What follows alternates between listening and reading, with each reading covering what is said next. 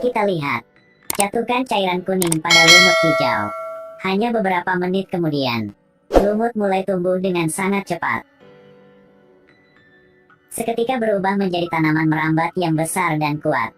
Tingkat pertumbuhan yang sangat cepat. Sampai kaca pecah. Sepertinya akan menembus kotak ini. Holland buru-buru membuka kunci bioinhibitor untuk menahan pertumbuhannya. Dan cairan kuning ini bisa membuat tanaman rekayasa genetika. Dan itu diambil dari rawa lokal. Karena untuk mengklarifikasi fakta, Holland dan Archane pergi ke rawa itu di tengah malam dengan perahu. Mereka menemukan bahwa kapal penangkap ikan telah jatuh sebelumnya. Tanaman merambat itu seperti monster raksasa.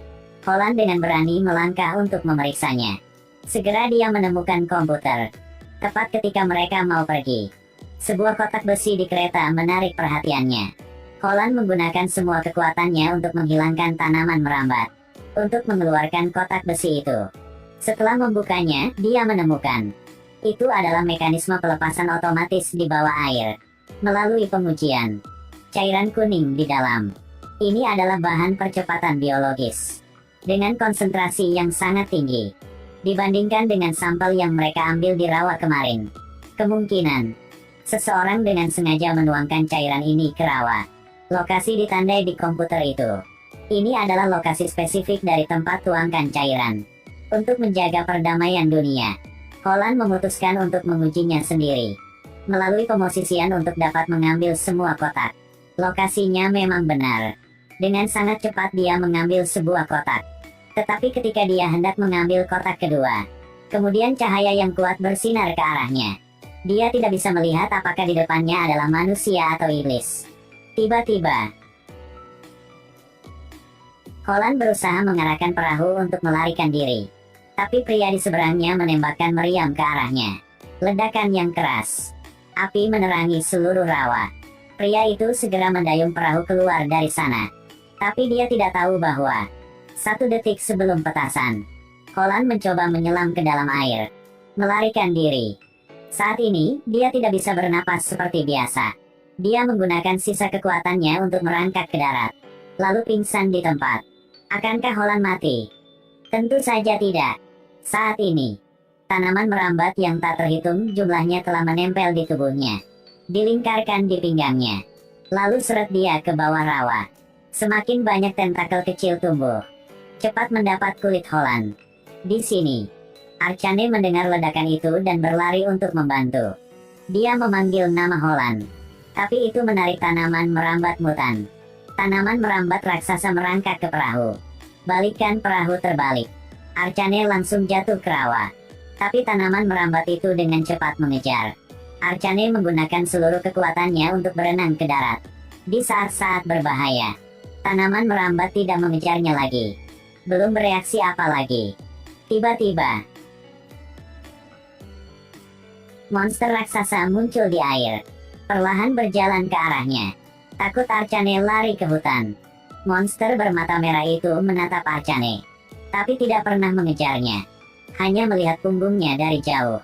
Monster itu perlahan tenggelam ke rawa lagi. Super pahlawan ke-8 DC, Swamp Thing, dilahirkan. Itu bukan Hulk yang pergi. Dia adalah superhero DC Comics yang menakutkan. Swamp Thing. Lewat seberang air. Dia dapat dengan jelas melihat penampilannya.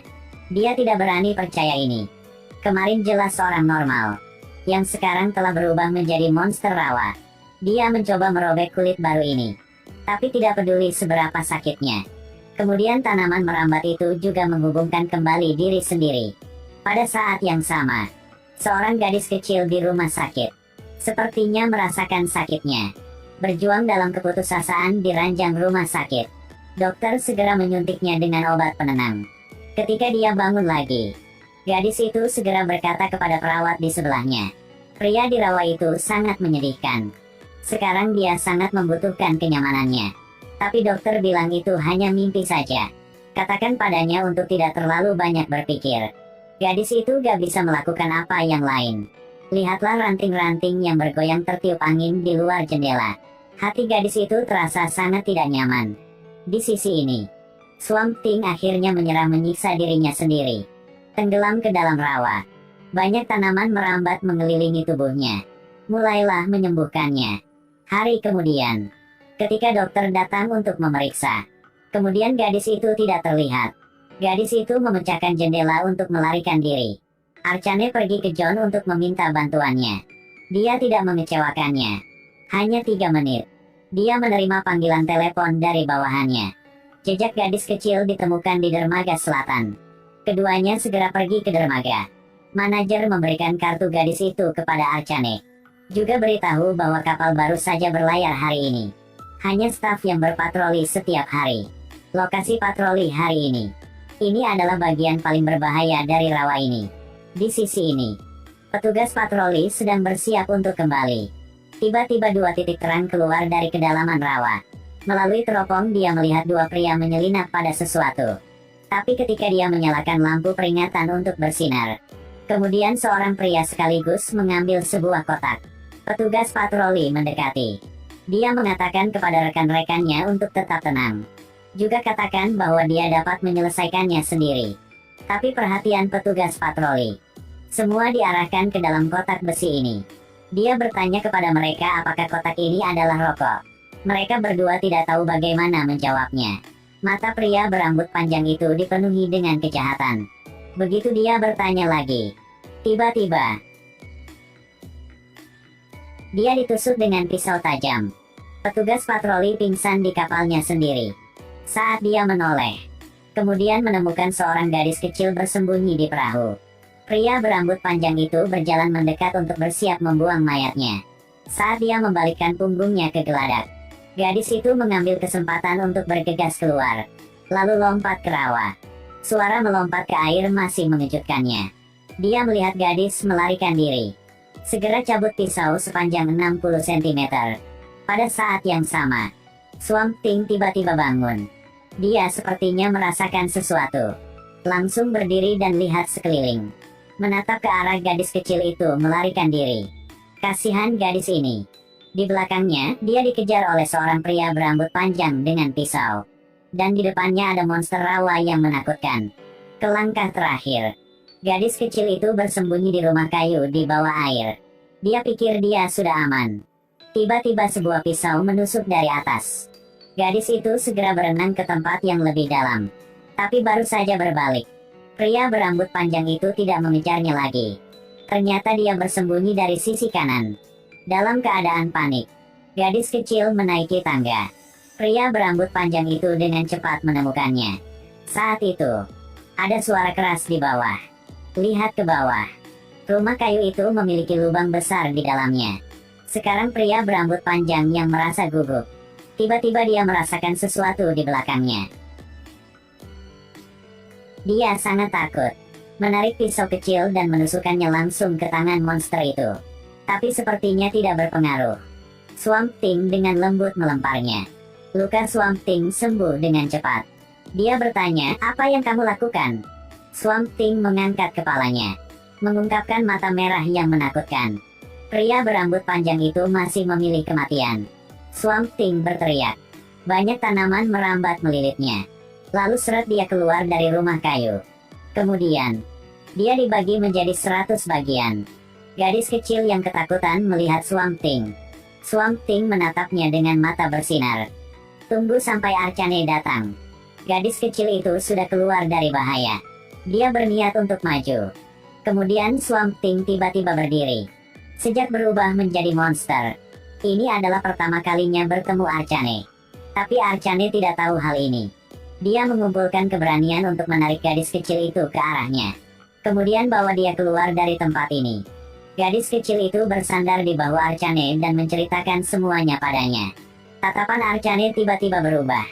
Karena monster itu mengatakan namanya adalah Holland. Pria ini baru saja mau membuang air kecil. Kemudian bayangan hitam muncul di belakang. Tunggu sampai dia berbalik. Kemudian ratusan juta serangga kecil telah memasuki tubuhnya. Swamp Thing sepertinya merasakan sesuatu juga. Dan dengan marah berteriak kepada Tuhan. Sisi ini, Archane sedang mencari rekannya. Tapi ketika dia datang tempat itu, rekan selalu memunggungi dia. Archane dengan lembut menariknya. Rekannya telah terinfeksi virus secara serius. Saat dia berdiri, Kemudian langsung jatuh ke lantai. Mulutnya masih muntah cairan hijau. Bahkan ada tanaman air. Setelah itu, dokter juga datang. Segera beri dia pertolongan pertama. Tapi virus ini benar-benar terlalu kuat. Dengan tingkat medis mereka saat ini, pada dasarnya tidak dapat disembuhkan. Impoten. Arcane berlayar ke rawa lagi. Saat dia sampai ke laboratorium Holland, sudah mulai malam. Dia mengaduk-aduk untuk mencari dokumen yang berguna. Di bawah tempat tidur ada peti besi. Akhirnya menemukan buku harian penelitian Holland. Tapi pada saat itu, banyak serangga tiba-tiba merangkak keluar dari lantai. Arcane terlalu fokus membaca, jadi tidak tahu hal ini. Serangga kecil yang tak terhitung jumlahnya berada di setiap sudut ruangan. Tapi pikirannya hanya terfokus pada buku. Arcane tersenyum, jatuh ke dalam kenangan masa lalu. Pertama kali mereka bertemu sangat menyenangkan. Jika Holland tidak berubah menjadi monster, kemungkinan mereka berdua yang sudah bersama. Semakin dia memikirkannya, semakin sedih rasanya. Dia dengan cepat kembali ke kenyataan. Juga ditemukan serangga di bawah kaki. Tapi pada saat itu, tiba-tiba terdengar suara gemuruh dari atap. Dia mengambil lampu minyak dan memeriksa sekelilingnya. Baru saja melihat pemandangan yang menakutkan. Ruangan ini penuh dengan serangga kecil.